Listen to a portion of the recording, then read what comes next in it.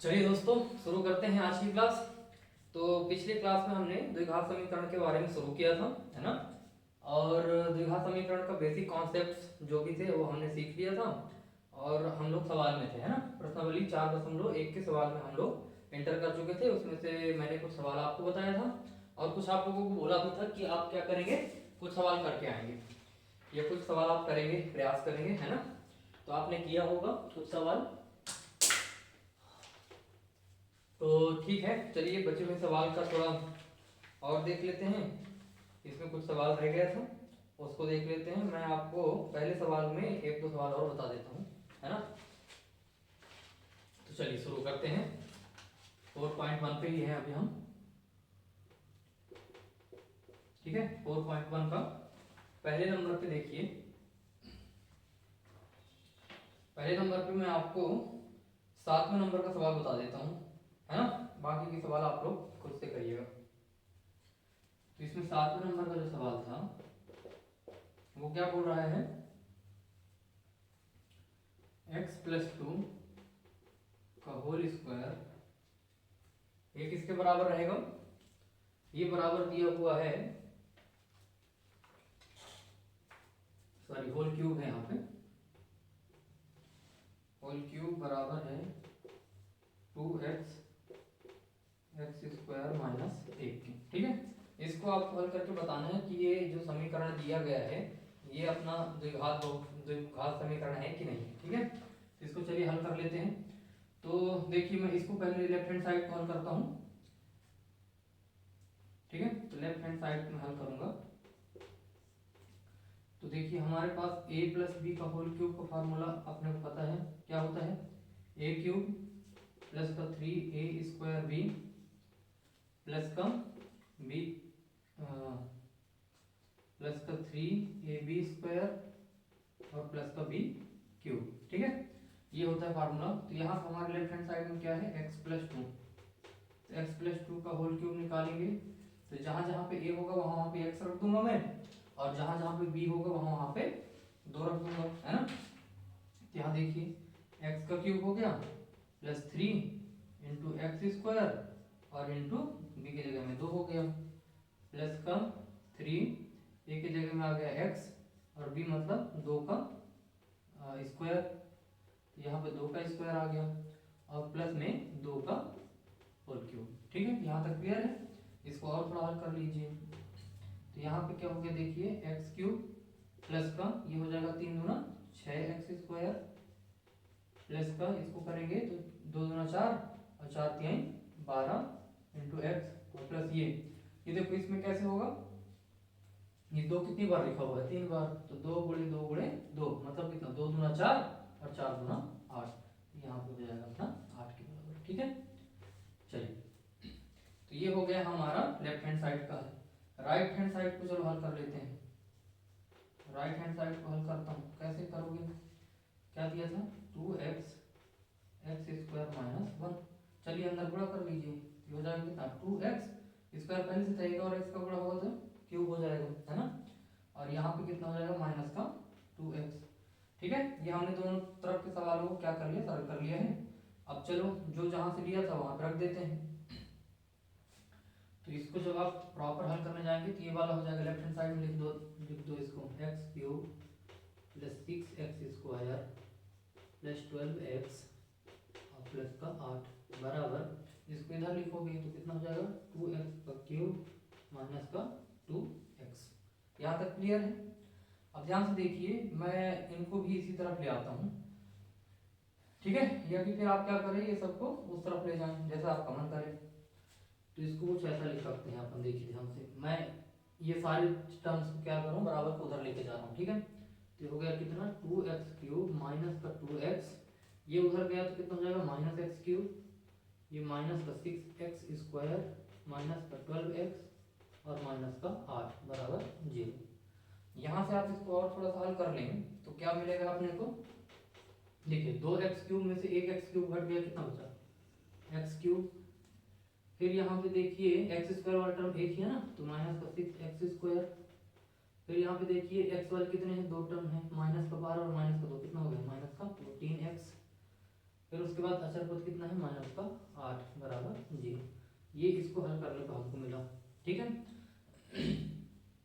ध्यान से देखिए, अगर इस समीकरण को मैं अपने व्यापक समीकरण से तुलना करूं तो क्या मिलेगा, हमारा द्विघात समीकरण का व्यापक समीकरण कैसा था, A X square plus B X plus C बराबर 0, ऐसा कुछ था।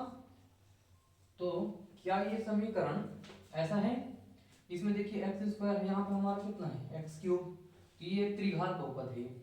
ठीक है, ये कितने घात का बहुपद है, ये त्रिघात का। क्यों, क्योंकि इसमें चर राशि का अधिकतम घात कितनी है, 3 के बराबर है, तो ये हमारा द्विघात बहुपद नहीं है। तो अतः ये जो भी है ना, इसको हल करने के बाद आप क्या लिखेंगे कि अतः दिया गया समीकरण द्विघात समीकरण नहीं। ठीक है, तो ये हो जाएगा आपका हल बराबर। तो द्विघात नहीं तो क्या है, ये त्रिघात समीकरण है। ठीक है, 3 घात के समीकरण। तो इसके कितने हल निकलेंगे, इसके अधिकतम 3 हल निकल सकते हैं ना, जितने घात का रहता है उसके उतने ही अधिकतम हल हो सकते हैं। यहाँ तक क्लियर है आपको। तो इस प्रकार से आपको ये पहले नंबर के सभी सवालों को हल कर लेना है। इसमें जो आखिरी सवाल है ना 8वें नंबर का, उसमें देखिए एक तरफ वाले को आपको हल करने की कोई जरूरत नहीं है, दूसरे में x माइनस 2 का होल क्यूब। तो जैसे कल अपन ने फार्मूला देखा था ना, x माइनस ए माइनस बी का होल क्यूब वाला, वो फार्मूला रख के आप लगा लें और सेम ऐसे ही हल कर लें, तो उससे पता चल जाएगा आपको कि वो द्विघात समीकरण है कि नहीं। ठीक है, चलिए इसको आप नोट कर लें। अब हम लोग आगे चलते हैं, दूसरे में कुछ सवाल रह गया था ना दूसरे नंबर में, उसको देख लेते हैं। ठीक है, मिटा देता हूँ उसको मैं।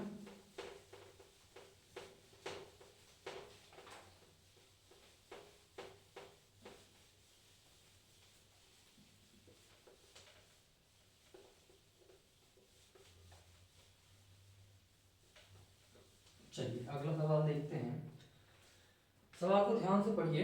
बोल रहा है रोहन की जो माँ है, दूसरे नंबर का तीसरा सवाल पढ़ रहा हूँ, ध्यान से देखिएगा। रोहन की माँ उससे 26 वर्ष बड़ी है। ठीक है, उनकी आयु वर्षों में बताना है का गुणनफल अब से 3 वर्ष पश्चात 360 हो जाती है। ठीक है, तो हमें रोहन की वर्तमान आयु ज्ञात करनी है, इसके लिए हमको एक समीकरण बनाना है। ठीक है, तो देखिए ध्यान से, इसमें जो तीसरा सवाल है ना, दूसरे का तीसरा,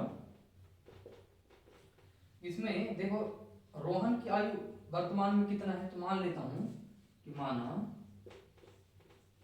रोहन की वर्तमान आयु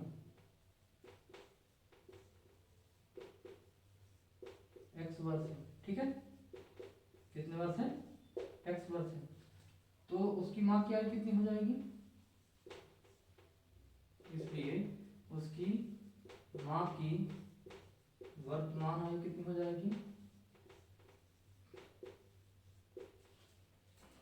रोहन की माँ उससे कितनी बड़ी थी, 26 वर्ष बड़ी थी ना, तो रोहन था अगर x वर्ष का, तो उसकी माँ हो जाएगी x प्लस 26 वर्ष की, है ना। यहाँ तक क्लियर है। रोहन का वर्तमान आयु अपन ने x मान लिया, तो उसकी माँ जो है वर्तमान में उससे 26 साल ज्यादा बड़ी थी, तो उसका उम्र में 26 हमने रोहन की उम्र में जोड़ दिया, है ना, तो उसकी वर्तमान आयु निकल गई। अब देखिए बोल रहा है 3 वर्ष के पश्चात, 3 वर्ष पश्चात मतलब आने वाले 3 सालों में, है ना, आने वाले 3 साल बाद के, पहले के नहीं। तो ध्यान से देखिए, प्रश्नानुसार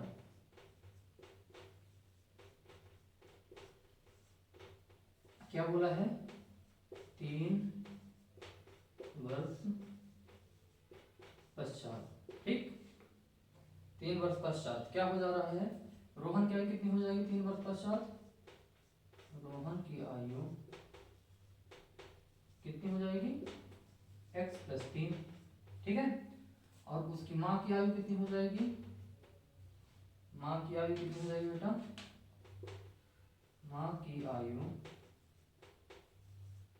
कितनी पहले, x प्लस 26 था, है ना, और इसमें 3 साल और जोड़ देंगे, तो कितना हो गया ये, x प्लस 26 में 3 जोड़ा तो 29। यहाँ तक क्लियर है। तो ये हो गया उसका 3 वर्ष पश्चात की आयु।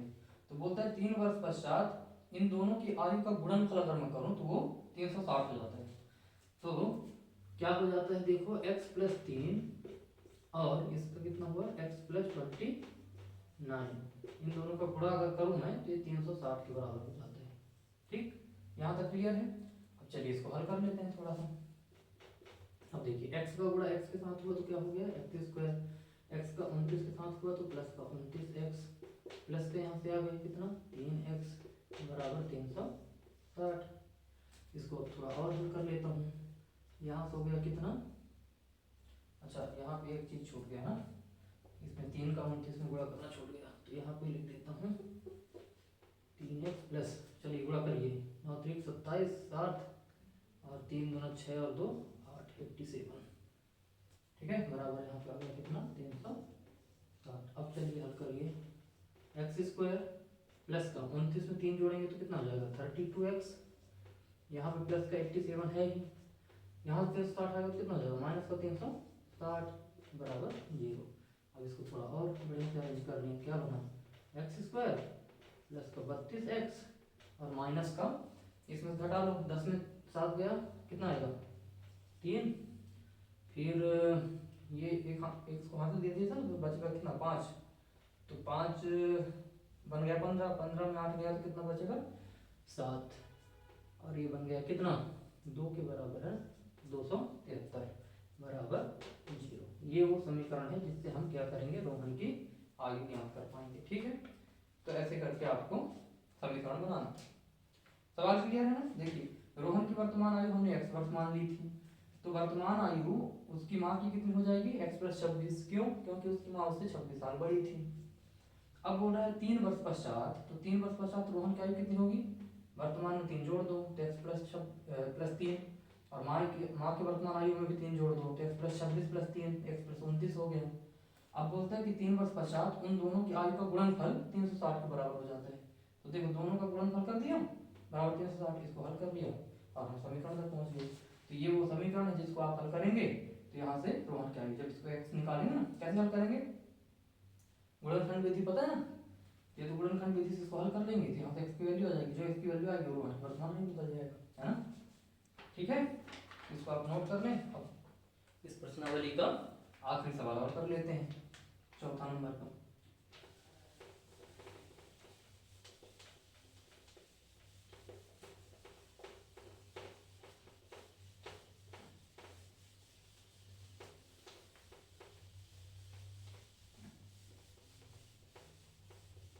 चलिए चौथा नंबर का सवाल देखिए, मैं पढ़ रहा हूँ ध्यान से देखिएगा क्या है। बोलता है कि एक रेलगाड़ी 480 किलोमीटर की दूरी समान चाल से तय करती है। ठीक है, रेलगाड़ी है 480 किलोमीटर दूरी, दूरी जो है समान स्पीड से, स्पीड सेम है, चाल एकदम उसका सेम है, ठीक है, से तय करती है। यदि इसकी चाल x किलोमीटर पर घंटा कम होती तो सेम डिस्टेंस जो है ना 480 किलोमीटर ही तय करने में उसको 3 घंटे अधिक समय लगता। भाई बड़ी स्वाभाविक सी बात है, अगर आप फिक्स डिस्टेंस को तय करोगे किसी स्पीड से तो उसमें जो समय लगेगा, अब अगली बार अगर मैं स्पीड को क्या करूँ थोड़ा कम कर दूँ तो जो अगली बार जब समय लगेगा तो ज़्यादा ही लगेगा, है ना। तो इसमें भी क्या कर रहा है 3 घंटा अधिक समय लग रहा है। तो हमें रेलगाड़ी की चाल ज्ञात करनी है, तो ये चाल ज्ञात करने के लिए हमको एक समीकरण बना के देना है उसको। ठीक है, तो चलिए सबसे पहले हम मान लेते हैं, क्या मानेंगे बताइए, इसमें क्या माना, दूरी तो दिया हुआ है, समय हमारा जो है वो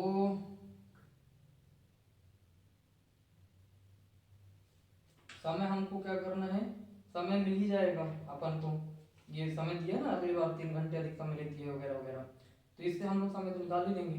हमें रेलगाड़ी की चाल ज्ञात करनी ना, जो ज्ञात करनी रहती है वही चीज हमको मानना रहता है। तो माना रेलगाड़ी की चाल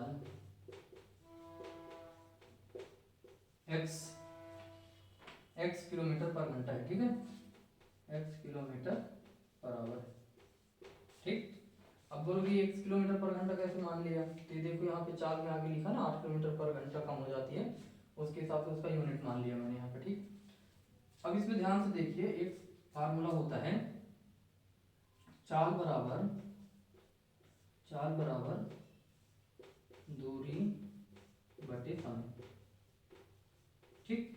ये एक फार्मूला होता है, चाल बराबर दूरी बटे समय, ये आप लोग याद कर लें, ठीक है। चाल बराबर दूरी बटे समय। अब देखिए हमने चाल को मान लिया था क्या, x, दूरी हमको दिया हुआ है कितना, 480 किलोमीटर। तो यहाँ से समय निकाल लेंगे हम। तो यहाँ से देखिए ध्यान से, यहाँ से चाल की जगह में लिख दूंगा क्या, x बराबर दूरी कितना 480 और बराबर समय कितना है नहीं पता मुझे अभी, तो समय आ गई। तो यहाँ से देखिए समय कितना हो जाएगा, समय हो जाएगा अपना कितना 480 डिवाइडेड बाई एक्स। समय को इधर ले आया, एक्स को इधर ले आया, है ना। तो ये हो गया हमारा समय। क्लियर है यहाँ तक, यहाँ तक कोई दुविधा, कोई समस्या नहीं है ना। अब देखिए प्रश्नानुसार क्या बोलता है, प्रश्नानुसार क्या बोलता है कि यदि इसकी चाल 8 किलोमीटर पर घंटे कम होती, तो अब नया चाल क्या हो जाएगा, नया चाल में क्या बोल रहा है कि अब अगर चाल जो है इसका वो कितना हो जाता है, x में से 8 कम कर दो तो x माइनस 8 हो गया, है ना, इतना हो जाता। अगर इसका चाल x माइनस 8 हो जाता, जो हमने माना था उससे 8 किलोमीटर पर घंटा कम हो जाता, तो वही दूरी तय करने में कितना, 480 की दूरी तय करने में वो 3 घंटे अधिक समय लेती है। तो समय समय कितना हो जाता, तो यहाँ पे हो जाता दूरी कितना, दूरी अपना 480 ही है ना, 480 किलोमीटर इतना ही है। लेकिन इस समय इस बार क्या हो गया, समय क्या हो गया, 3 घंटे ज़्यादा ही। तो हमने समय देखो यहाँ से निकाल लिया था, कितना आया था अपने को 480 बटे x आया था, इसमें 3 घंटे उसने ज़्यादा समय ले लिया। जो भी समय आया था ना उसमें 3 घंटे ज़्यादा समय ले लिया। यहाँ समझना है प्रश्नानुसार चाल उसका हमने क्या किया है, 8 किलोमीटर पर घंटे से कम कर दिया है, तो दूरी उतना ही तय करना है 480 ही, तो उसमें समय में उसने 3 घंटे ज़्यादा समय ले लिया है ना। अब ये फार्मूला आप फिर से लगाएंगे जब कि चाल बराबर दूरी बटे समय होता है ना। तो यहाँ देखिए चाल कितना है हमारा x माइनस 8, यहाँ पे आ जाएगा कितना x माइनस 8। यहाँ तक क्लियर है। अब देखिए दूरी हमारा फिक्स है, दूरी कितना है 480 ही है, तो यहाँ पे आ गया 480 डिवाइडेड बाई समय की जगह में क्या आ जाएगा 480 डिवाइडेड बाई x और प्लस का 3। यहाँ तक क्लियर है आपको, बराबर है। अब देखिए इसको त्रिय गुणा करेंगे हम लोग, है ना। तो त्रिय गुणा करूंगा तो कैसे हो जाएगा, ये वाला टर्म पूरा का पूरा इधर आ जाएगा। ये हो गया कितना x माइनस 8, इसको ले आओ इधर 480 डिवाइडेड बाई x प्लस का 3 और बराबर इधर बचा केवल कितना 480। अब इसको हल करना है। तो आपको ऐसे सवालों में मैंने पहले भी बताया था ना, x का क्या करेंगे अपन, इधर गुणा कर देंगे और इधर तो देखो कुछ है नहीं, ये तो गुणे में ही है पूरा टर्म, तो इधर तो होगा नहीं। या कि फिर ऐसा ऐसा करते हैं, x का पूरे समीकरण में मैं गुणा करा दूंगा, तो ये वाला जो टर्म है ना देखो इतना ये गुणे में है, ठीक है। तो यहाँ से x और x कट जाएगा, 3 के साथ x का गुणा हो जाएगा और 480 के साथ x का गुणा हो जाएगा। वही तो बोल रहा हूँ, इस x का इस तरह गुणा कर दो, 3 के साथ भी और 480 के साथ भी, ठीक है। तो यहाँ से बचेगा कितना x माइनस 8, यहाँ पे बचेगा 480 और प्लस का 3x बराबर 480x। यहाँ तक क्लियर है, बोलिए, ठीक है। अब देखिए ध्यान से इसका गुणा कर लेते हैं, तो यहाँ से हो जाएगा कितना 480x, x का गुणा 3x के साथ करोगे तो प्लस का 3x स्क्वायर आ गया, माइनस का इसके साथ करोगे तो माइनस का 8 गुणे 480, ठीक है। और 8 का 3x के साथ करोगे तो माइनस 8 त्रिक 24x हो गया और बराबर हो गया कितना 480x के, ठीक है। इधर भी देखो 480x है, इधर भी देखो 480x है, ये 480x और 480x कट गया, क्या बचा यहाँ से 3x स्क्वायर माइनस का 24x को पहले लिख लेता हूँ, 24x और ये बचा कितना माइनस का 8 गुणे 480 बराबर 0। अब इसको थोड़ा और हल कर लीजिए। अब यहाँ देखिए अगर मैं 3 से पूरे समीकरण में भाग लगा दूं तो भी कट जाएगा, है ना। क्यों, क्योंकि 3 से देखो 24 कट जाता है, 8 3 24 और 3 से और कटने का नियम देखो, अगर इन अंकों को ना जोड़ दिया जाए, ये जो भी अंक लिखे हैं ना ये अंक को अगर जोड़ दूं और उसका जोड़फल मतलब योगफल अगर 3 से डिवाइड हो जाता है तो वो संख्या भी 3 से कट जाती है। तो यहाँ देखिए हमारे पास क्या है 480। तो 8 और 4 को जोड़ोगे तो कितना हो जाएगा 12। तो 12 अपना क्या है 3 से डिवाइड हो जाता है कि नहीं, 3 चक्को 12, तो वो भी कट जाएगा। ये देखिए कुछ कैसा बनेगा, 3 से डिवाइड कर रहा हूँ, ठीक है, ध्यान दीजिएगा। चलिए ऊपर करता हूँ, यहाँ पे करता हूँ, ये आप यहाँ तक यहाँ नोट कर लीजिए। मैं थोड़ा सा इसको मिटा के आगे लिख देता हूँ,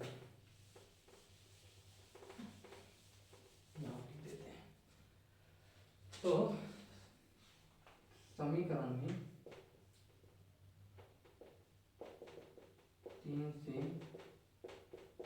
भाग देने पर क्या हो जाएगा, ये हो जाएगा कितना एक्स स्क्वायर माइनस का 3 अट्ठे 24, तो 8x हो गया, और बन गया कितना माइनस का 8 गुणे उसमें लगाओ 3 से भाग, 3 कम ने 3 18 हो गया।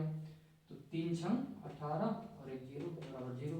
इसको हल करो थोड़ा और अच्छे से, तो एक्स स्क्वायर माइनस का 8x और ये माइनस का हो जाएगा कितना 16 अट्ठे क्या होता है 128, 8 छंग 48 और 8 करने 8 4 12 इतना बराबर जीरो। ये हो गया वो इक्वेशन जिससे आप इसके चाल को ज्ञात कर पाएंगे। क्लियर है। तो देखिए ये सवाल थोड़ा सा समझने लायक है, इसमें ना आपको समझना पड़ेगा। इसमें क्या किया है हमने, सबसे पहले देखिए इसमें जो है ना डिस्टेंस दोनों बार क्या बोला, डिस्टेंस सेम तय करना है, ठीक है, उतना ही डिस्टेंस अपने को तय करना था। पहली बार में उसने क्या बोला कि 480 किलोमीटर हमको तय करना है, जबकि हमारी जो रेलगाड़ी है वो कितने चाल से चल रही है, हमने माना था x, ठीक है, समान चाल से चल रही थी ना, तो x मान लिया था हमने। तो x बराबर 480 बटे समय, चाल बराबर दूरी बटे समय लगाया ना, तो ये देखिए यहाँ से हमने समय निकाल लिया 480 बटे x। दूसरी केस में बोला कि जब हमने चाल को 8 किलोमीटर पर घंटे की स्पीड से कम कर दिया, ठीक है, तो दूरी सेम रहेगी, फिर से वही दूरी है 480 ही चलना है। तो इस बार देखो समय कितना लग रहा था, 3 घंटा अधिक समय ले रहा था। आपने चाल को कम किया तो समय ज्यादा लगेगा, यहाँ पे 3 घंटा उसको ज्यादा समय लगा, है ना। फिर से हमने क्या किया, चाल बराबर दूरी बटे समय का फार्मूला लगाया, चाल की जगह में चाल की वैल्यू, दूरी की जगह में दूरी और समय की जगह में समय रख दिया, और इस समीकरण को हल कर लिया तो हम यहाँ पे पहुंच गए, ठीक है। तो ये वो समीकरण रहेगा जिससे आपको क्या है चाल का वैल्यू निकल जाएगा, ठीक है, क्लियर है। चलिए अब ये प्रश्नावली खत्म हो गया। अब हम लोग चलते हैं प्रश्नावली 4.2 की ओर। इसके जो सवाल बच गए हैं ना पहले नंबर के, दूसरे नंबर के तो सारे सवाल करा दिए, अब इसके जो पहले नंबर के सवाल बचे हैं वो आप लोग खुद से थोड़ा प्रयास करें और क्या करेंगे, एग्जाम्पल के जो सवाल रहते हैं ना वो भी हल करिए, ठीक है। अब चलता हूँ मैं प्रश्नावली 4.2 की।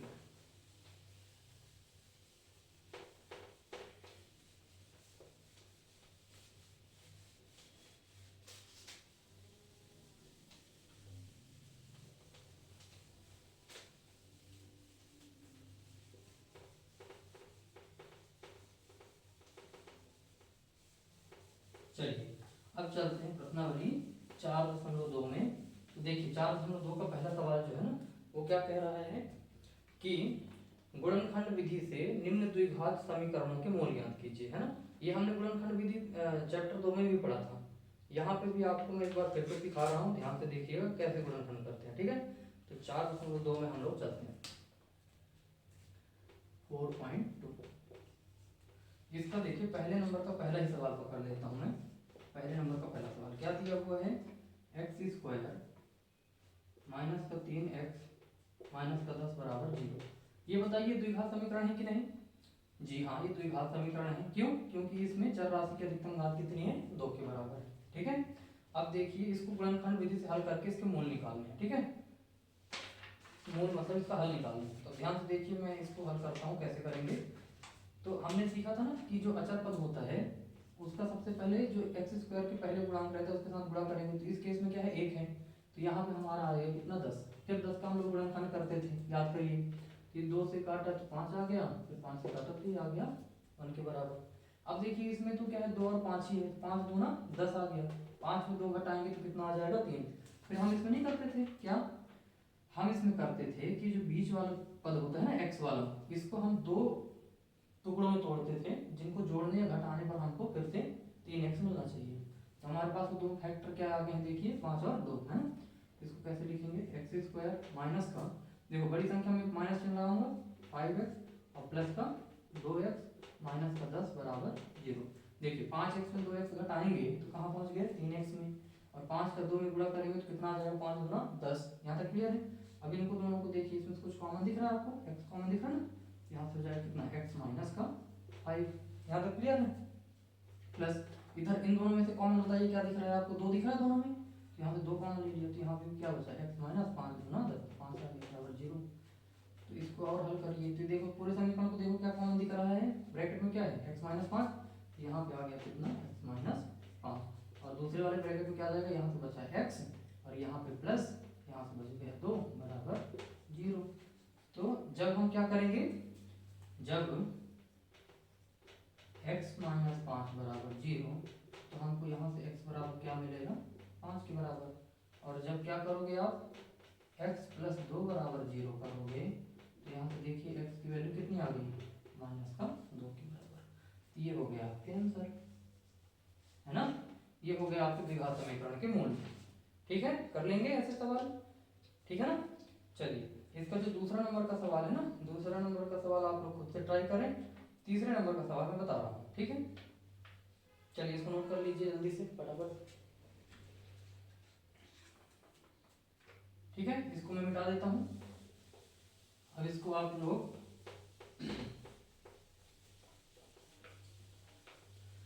गुणनखंड विधि क्या है, आसान है, हमने पहले भी सीख रखा है, तो उसमें आपको कोई दिक्कत होनी नहीं चाहिए। चलिए अगला सवाल देखते हैं हम, कौन सा, तीसरे नंबर का सवाल।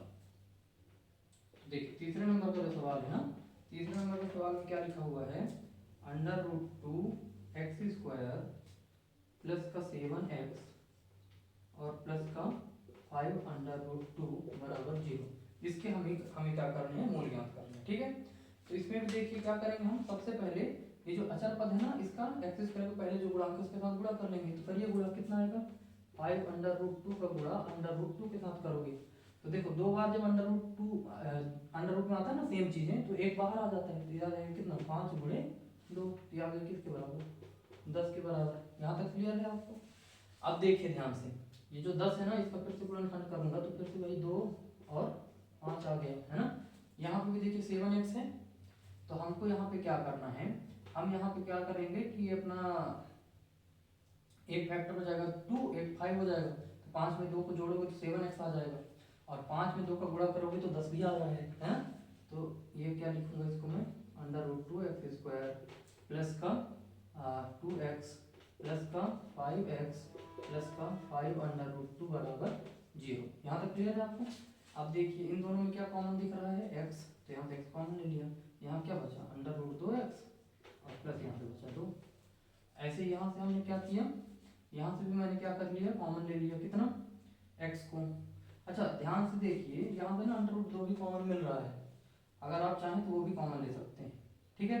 कैसे, अगर यहाँ से अब मैं अंडर रूट 2 भी कॉमन लेता तो हम क्या कर रहे होते, देखो इसको कैसे लिखते, इसको ऐसे लिखता, मान लो यहाँ से मैं अंडर रूट 2 और x दोनों कॉमन ले लिया, तो यहाँ से क्या बचा, अंडर रूट 2 तो कॉमन में आ गया, तो यहाँ से बचता केवल x प्लस ये जो 2 लिखा हुआ है ना, इसको हम अंडर रूट 2 गुणे अंडर रूट 2 लिख सकते थे, तो एक अंडर रूट 2 तो कॉमन में आ गया, तो बचा कितना, केवल और केवल एक अंडर रूट 2। यहाँ तक क्लियर है आपको। चलिए आगे बढ़िए, यहाँ से देखिए, यहाँ पे हमारे पास 5 है कॉमन, तो 5 लिया, तो यहाँ बचा x और यहाँ पर बच गया कितना, अंडर रूट 2 बराबर 0। अब इस पूरे समीकरण को देखो, इसमें क्या है, x plus under root 2 common आ गया, और इसके आगे वाले में क्या हो जाएगा, अंडर रूट 2x और प्लस का 5 बराबर 0।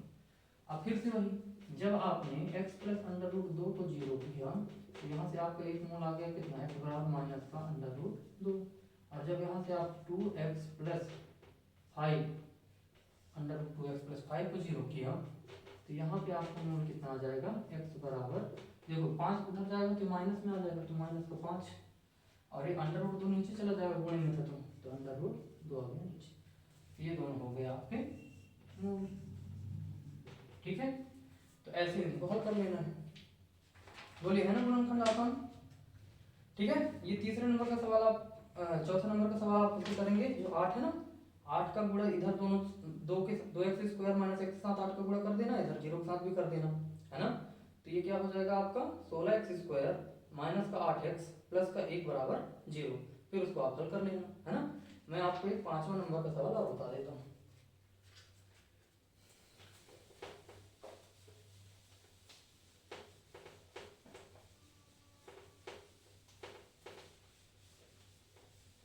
चलिए एक सवाल और कर लेते हैं, फिर उसके बाद अगले सवाल में चलेंगे।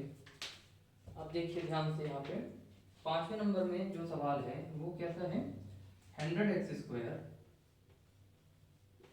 ठीक, माइनस का 20 एक्स और प्लस का 1 बराबर 0, ऐसा कुछ सवाल है। फिर से वही काम करेंगे हम, पहले जो 1 है ना अचर का, उसका एक्स स्क्वायर पहले वाले गुणांक से क्या करेंगे, गुणा, तो 100 करने 100 आ गया। इसका आप फैक्टराइजेशन करोगे, गुणनखंड, 2 से कट किया तो 50 गुना 100 50 आ गया, फिर 2 से किया तो 25 आ गया, फिर 5 से किया तो 5 आ गया, फिर 5 से किया तो 1 आ गया, ऐसा कुछ फैक्टर बन रहा है। अब ध्यान से देखिए, ये क्या कर सकता हूँ मैं इसमें, 5 गुना 10, अब 5 गुना 10 ले लूँ तो 10 में 10 का गुणा करोगे तो 100 भी आ जाएगा, और 10 में 10 जोड़ोगे तो 20 भी आ जाएगा, है ना। क्लियर है। कोई दूसरा फैक्टर ले रहे होते, जैसे मान लो 2 दूना 4, 4 5 20, 20 और 5 का भी गुणा करोगे तो 20 5 100 आ जाएगा, लेकिन 20 में 5 जोड़ोगे घटाओगे तो क्या 20 मिलेगा, नहीं मिलेगा ना, तो वो नहीं बनेगा। तो 10 और 10 ले लिया, तो यहाँ पे देखो क्या हो जाएगा, 100 एक्स स्क्वायर, इसको लिख सकते हैं माइनस का 10 एक्स और माइनस का 10 एक्स, और यहाँ पे प्लस 1 है ही, 10 दहाई 100 भी आ गया, और 10 और 10 को जुड़ जाएंगे तो क्या हो जाएगा, माइनस का 20 आ जाएगा। अब इन दोनों को देखो क्या है, इसमें भी 10 है, इसमें भी 10 है, तो यहाँ से 10 कॉमन मिल गया, और दोनों में x भी है तो x भी कॉमन मिल गया, तो यहाँ से क्या बचेगा 10 इंटू एक्स, माइनस यहाँ से बचेगा केवल केवल 1, क्योंकि 10x आपने कॉमन ले लिया, है ना। किसी को ऐसा तो नहीं लग रहा है कि 10x यहाँ से कॉमन ले लिया तो यहाँ 0 बचना चाहिए। अगर इसको ऐसा कर देता मैं, यहाँ पे 10x माइनस 0 है, तो जब इसको आप वापस से गुणा करोगे ना तो ये तो 0 हो जाएगा, तो बचेगा कितना 100 एक्स स्क्वायर, और ये वाला टर्म तो खा गए आप, है ना। तो जहाँ से कुछ भी नहीं, यहाँ पे कुछ नहीं बच रहा था ना, 10 एक्स पूरा कॉमन में आ गया, तो यहाँ पे बचेगा 1, ठीक है। अब देखिए यहाँ से देखिए माइनस कॉमन ले लिया मैंने, ठीक, तो माइनस कॉमन लिया, माइनस 1 ले लेता हूँ, तो यहाँ पे बचेगा कितना 10x और माइनस का 1 बराबर 0। यहाँ तक क्लियर है। अब देखिए पूरे समीकरण को देखो तो क्या लिख रहा है, क्या दिख रहा है कॉमन, 10x माइनस का 1, और यहाँ से क्या दिख रहा है 10x माइनस का 1 बराबर 0। क्लियर है। अब देखो दोनों एक ही जैसे दिख रहा है, तो यहाँ पे देखो x बराबर 10x माइनस 1 बराबर जब 0 करोगे तो यहाँ से आ जाएगा x बराबर कितना 1/10, और जब नीचे इसको भी करोगे 10x माइनस 1 बराबर 0, यहाँ से भी आ जाएगा x बराबर कितना 1/10। ये देखो इस केस में दोनों मोल क्या है, समान है कि नहीं, है ना। मतलब इस समीकरण का भी उत्तर 0 0 आ रहा होगा। मोल प्रकृति में अपने देखा था ना। अगर मैं इसको आपको क्रॉस चेक करके बताऊं तो देखो बी स्क्वायर माइनस 4 निकालते हैं, बी स्क्वायर बोले तो माइनस 20 का स्क्वायर माइनस 4 गुणे ए कितना है 100 और गुणे सी 1, देखो 20 के सामने 400, माइनस माइनस प्लस हो गया ना, माइनस 100 गुणे 4 400 बराबर 0। देखा विविक्त का क्या आ गया 0, डी बराबर क्या है 0 था, तो डी बराबर जब 0 हो रहा है तभी देखो दोनों मूल क्या आ रहे हैं, बराबर आ रहे हैं और वास्तविक भी हैं, है ना। दोनों मूल वास्तविक भी हैं और बराबर 0 हो रहा था, इसीलिए दोनों मूल क्या हैं, समान भी हैं। हालांकि वो प्रकृति वाले सवाल हम लोग अगले प्रश्नावली में करेंगे, उसके लिए इतना आप परेशान न हो। तो इस तरह से आपने क्या गुणनखंड निकालना सीखा। अब देखिए इसका जो दूसरा सवाल है ना, बाकी के 2 सवाल आप लोग खुद से हल करेंगे। इसमें जो दूसरा सवाल बोल रहा है, उदाहरण 1 में दी गई समस्याओं को हल कीजिए। तो एग्जाम्पल नंबर 1 में जितने भी समीकरण दिए हैं ना, आपको सारे सवाल क्या करने हैं, गुणनखंड विधि से हल कर लेना है, ठीक है। अगर उसमें मान लो कुछ ऐसे सवाल दिए गए हैं जिसमें पहले समीकरण हमको बनाना पड़ रहा है, तो उसमें एग्जाम्पल में समीकरण बना के दिया होगा, है ना। पहले समीकरण बनाना भी सीख लेना आप, फिर उसके बाद उसको गुणनखंड विधि से हल कर लेना, ठीक है। तो ये सवाल आप लोग खुद से करेंगे। एक सवाल मैं और आपको बता दूं,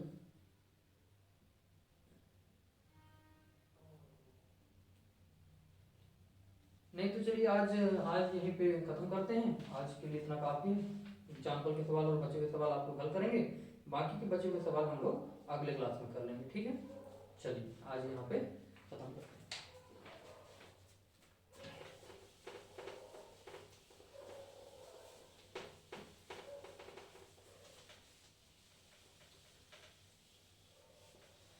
चलिए मुश्किल से 1 या 2 क्लास और लगेगा आपको आपके इसमें द्विघात समीकरण में, कल तो नहीं हो पाएगा पर हाँ अभी नेक्स्ट 2 क्लास में ये द्विघात समीकरण खत्म हो जाएगा। ठीक है, तो आप लोग अधिक से अधिक प्रयास करें, जो सवाल हमने क्लास में किए हैं उनको भी आप लोग खुद से प्रयास करें, है ना, आप कर पाते हैं कि नहीं, और एग्जाम्पल के भी सारे सवाल हल करें, और ये जो सवाल बच जाते हैं इनको भी आप ट्राई किया करें एक बार, है ना, अपने से थोड़ा प्रयास करेंगे तो क्या जल्दी समझ में आएगी चीज़ें। ठीक है, चलिए थैंक यू।